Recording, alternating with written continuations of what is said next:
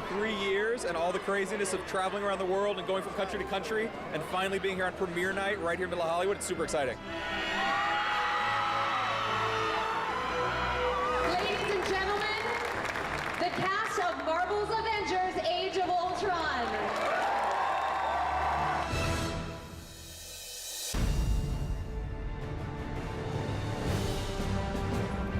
Here we are, it's day one, principal photography. We're in Italy. Environmental, this place is gorgeous. It's unlike anything we had in the first movie, and it's just a ton of texture. Everybody's pretty excited. There's something about being out in the field and being in the middle of Italy. You're in this town that we've got the whole place shut down. You have 5 intersections, cars overturned, you have real explosions. It's a great way to sort of kickstart a shoot, you know, on location. That makes you feel authentic. Aaron and I are coming in cold, basically, and so it was nice to have our own substantial work with our characters before coming onto set with all those intimidating people. Coming back after being away and seeing each other was a very sweet reunion. We all, as actors, went on this journey together through this wild thing that became Avengers 1. It's all common ground now, and it's not quite as daunting as the first time around. I was talking to Robert and Chris and a lot of the guys before we started shooting, and all of us were looking forward to coming back and kicking it off again. I never want to work with these kids, but I'll get them there. In this one, we're together a lot, which is great for us, terrible for Joss, because it's tough to wrangle 10 crazy actors that love each other. Oh my God. We're about to get yelled at. Them having that kind of comfortable ease with each other is a delight. Every now and then, it's an exhausting delight. Today we have some balls and drums. Is that enough balls and drums? That just happened. Here we are in Robert's trailer. We didn't get the one he asked for, but we feel we did pretty well. This is Avengers Tower. This is what Stark Tower became after it was destroyed. It's just sleek, elegant, futuristic. I mean, it's Tony's house, so it had to be, it had to be flashy. I don't know of anyone in the history of any superhero franchise who seems to have never run out of money. Joss wanted it all to be connected. He wanted to be able to move from downstairs to upstairs and vice versa. I needed to perform for Tony's world, for Banner's world, and then float down into sort of a gaming area of the HQ, which was a little bit more fun. If you look carefully at the details, you'll see there's a Cap poster, there's stuff for Hawkeye, there's stuff that up in the lab where Tony's working for all of the team.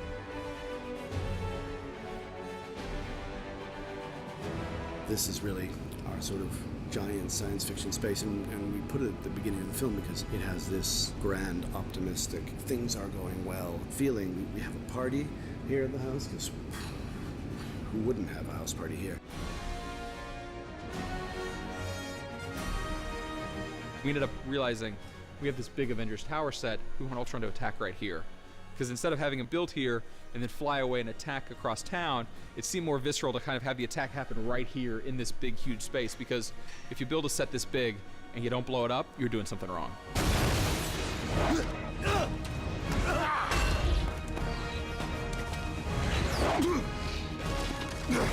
Joss was beginning to put together the character of Ultron, how he came about, what he wanted to do with the character. And he said to us, I think it's got to be James Spader.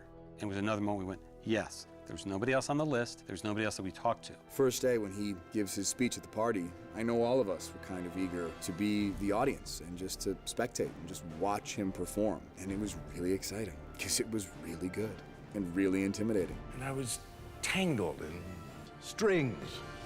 Spader knew what he was in for, and he went for it regardless, because he thought, if I'm going to do it, let me really do it. It was terrible to put us on a set together. I just want everyone to know that now.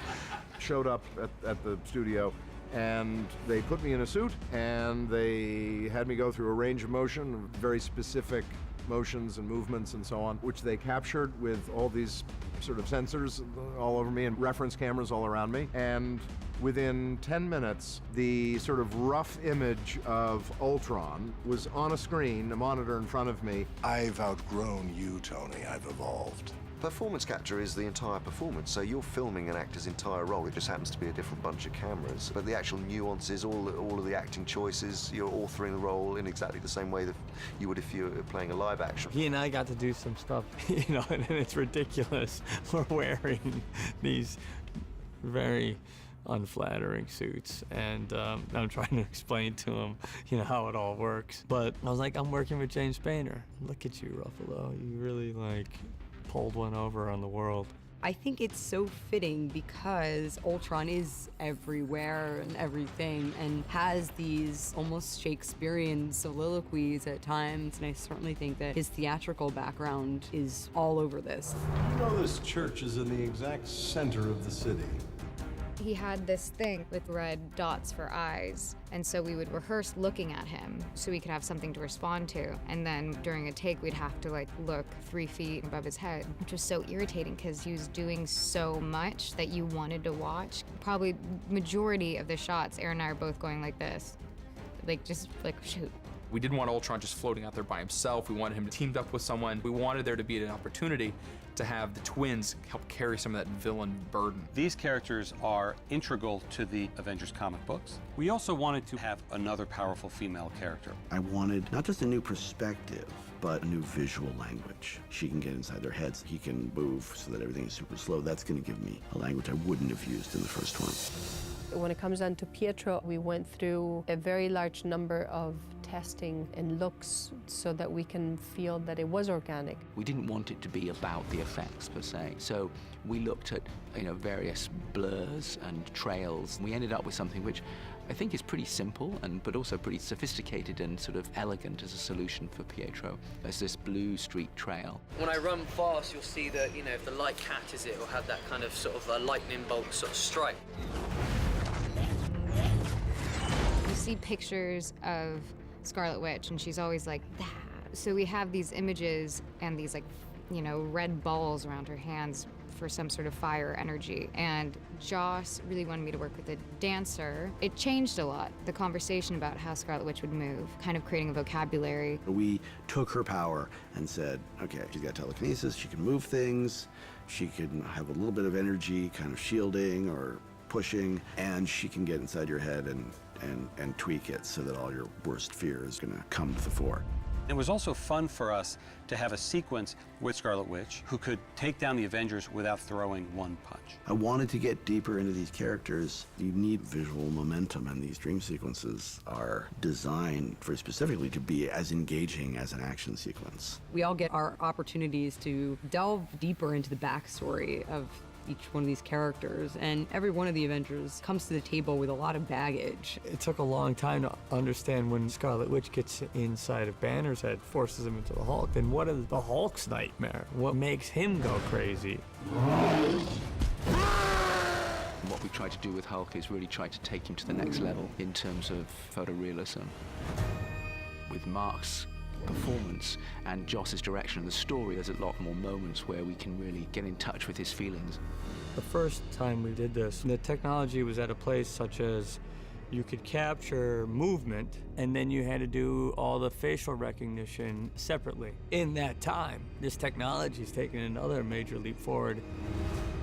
Trying to create a performance that is as physical as the Hulk, it really helps to have your body informing that. What is great if you're playing a character like the Hulk is it enables you to climb into the mind of the Hulk without having to wear an enormous amount of prosthetic makeup, which actually stops you from really acting. So you can have all of the pain of that character, or the anger, or the aggression, or a mixture of all of those things, and the nuance of what Mark was doing facially.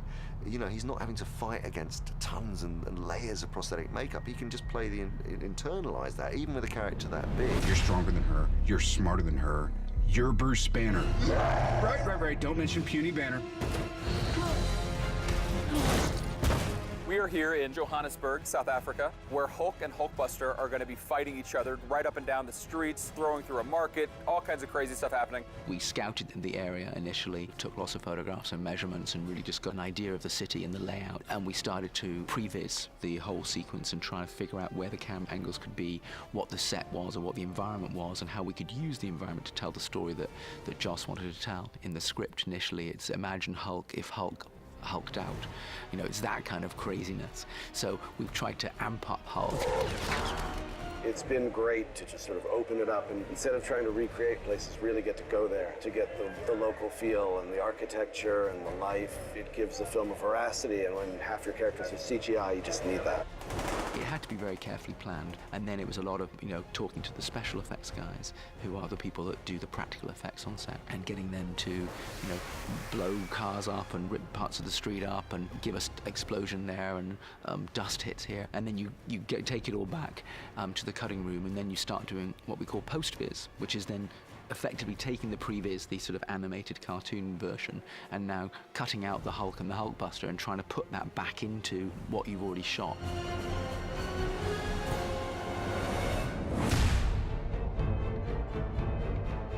Right after they've had their visions, when all of them are realizing how disconnected they are from their own feelings and past and thoughts and how messed up they are, they're confronted with a normal family life. It puts a weight on, oh, this is why we do what we do. Everyone has to sort of take a look at themselves of like, oh yeah, what we're doing is really not quite so important. This is what it's really all about. Seeing everybody on set in costume and standing there with everybody, it's pretty fun to watch. It's pretty fun to see all those superheroes come to life. This is like a family of people that kind of get together and have these powers that act real normal in terms of how they react to each other, how they sit around, eat, drink, talk to each other, or have brotherly fights and this, that, and the other. Isn't that why we fight?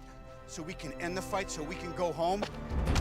These movies are so successful because they resonate with the audience. The characters are multifaceted and they struggle, and they are unlikely heroes and sort of reluctant heroes. Being able to embrace that and take it to an unexpected place, I think, is one of the first ideas Joss had on this film. There's enough interpersonal and character stuff going on that you have something to hold on to when you get into the big set pieces.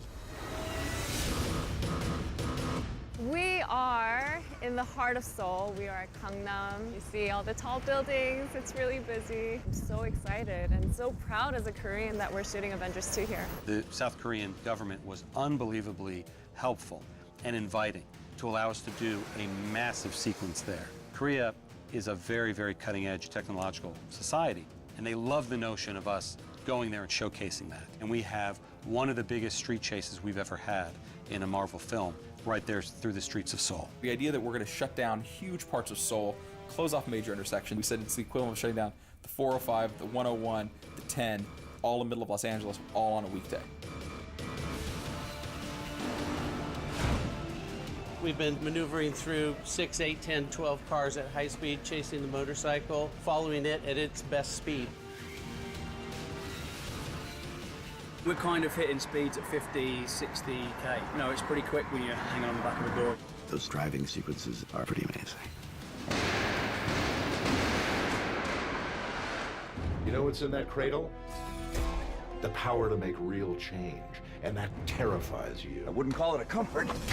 Going back to, I would say, was production on the first Avengers film. And Joss was very, very interested in Ultron. And there were some ideas about how Vision, obviously the most important AI character in our universe up to that point, could play a part in that. I said, if you make a second movie, you gotta be Ultron, and then he should make the Vision, but they should put Jarvis in the Vision, and then Paul Bettany can play the Vision, because only Paul Bettany can play the Vision. I was just so pleased to see him transcend what you thought Jarvis was and bring into being what the Vision is and actually kind of exceed our expectations. It is a privilege to be among them. For me, just personally, it's a nice sort of continuance of this thing, because I've kind of been involved in this whole thing right from the beginning. The depletion rate of palladium is increasing exponentially, sir. And I'm sort of annexed. You know what I mean? I've always come in right at the end. It's been fun, but it's really nice for me to sort of finally be a part of it, physically. Iron Man's the one he's waiting for. That's true. He hates you the most. just came to show me the initial drawings and stuff, I totally flipped, and I didn't think for a minute what that was actually going to mean to me physically in terms of how we were going to achieve that on a daily basis. I get put inside this, rubber balaclava that is then glued to my face, and it's a lot of prosthetics. The makeup is actually amazingly quick, I think, for what is accomplished. It's about an hour and a half, and then there's a robot muscle suit that goes on. I wear a cooling suit that has piping that goes all around me, and they plug it in and ice water runs through it and keeps me cool. It's a little lightning inside a gin and tonic. I can't hear very well because I've got this thing over my head, and there's only this much of my own skin showing. It took me a couple of days to figure it out. We made a few holes so I could sort of hear conversation, and I read a lot.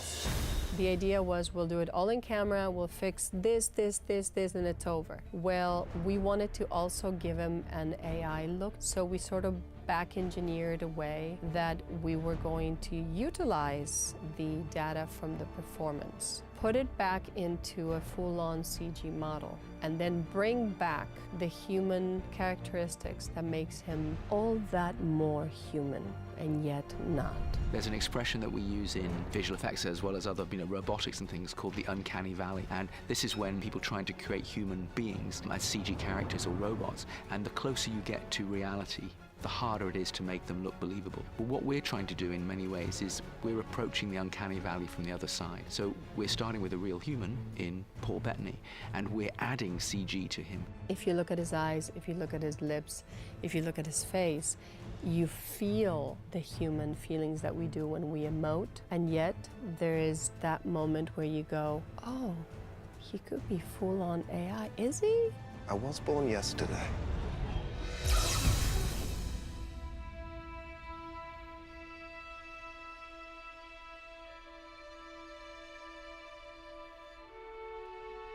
We're in Sokovia, which is now in Hendon, in London. Sokovia previously was in Italy. Sokovia's been on stage. Sokovia's kind of all over the place, this big place that we're kind of putting together in visual effects. And today, here in Sokovia, we're doing kind of the end of the movie. Everything's kind of wrapping up. And we just had this massive strafing run. Ultron has commandeered the Quinjet, and he came through, bam, bam, bam, bam, bam, and is taking out everybody. We had 1,300 explosions going off, one after the other, all timed, all rigged by our great special effects team. We were very lucky. We looked very hard for that location, and because we knew what we had to do to it in the sense the post-destruction look, that made our search that much harder, because a lot of places simply wouldn't have allowed us to have done it with all the pyrotechnics and all the special effects and our footprint, what we needed to do there. Very quickly we realized it actually worked incredibly well. Watching it be destroyed slowly but surely was pretty amazing to see, this beautiful statue that Aaron and I were laughing about, pretending it was us. And then, later when the world's ending and their limbs are gone and there's, a children's playground that's a tank. It had a lot of humor as well. I really loved that set. Because that was a world. That was a whole world. It's very weird to be this close to being done. It was sort of, I describe it as the light at the end of the ballroom, because I really have been having so much fun. It doesn't really feel like a tunnel. Part of that is because of being here. There's so much depth, there's so much room to maneuver. We've never had a set or a place to shoot like this. It's huge. You always want to end big. We've got a whole city lifting off and being ripped out of the ground. And then we've got all these sub-Ultrons that are attacking the Avengers and trying to take the Avengers out of the equation, whilst Ultron Prime is trying to destroy humanity. When I read some of the things that I read on the page, it just seemed so enormous. You'd think that there must be some diminishment of that during the making of, or even the development of the script, and not so. I've been here long enough to understand that the unthinkable will happen, the unthinkable will be written, and the unthinkable will come to fruition as some of the most amazing visual effects we've seen. So that I'm proud to say that none of that scares me. On the contrary, all of that is the greatest challenge of working here. So they've got to end the film fighting together, And we've got to know that the Avengers live on. But the idea that the Avengers will live on, but in a completely different form, there's a galvanizing excitement about that.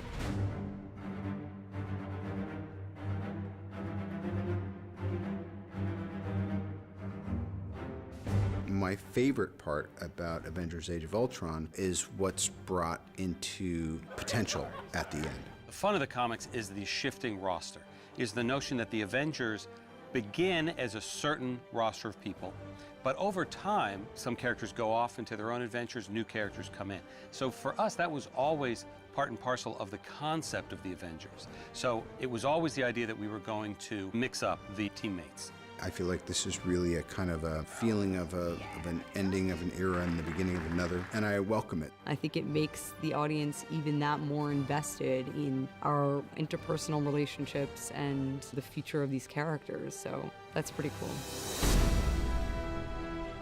To be able to create this spectacle and have it be something that you can crawl inside and feel the life within it, I think that's this film in its finest form.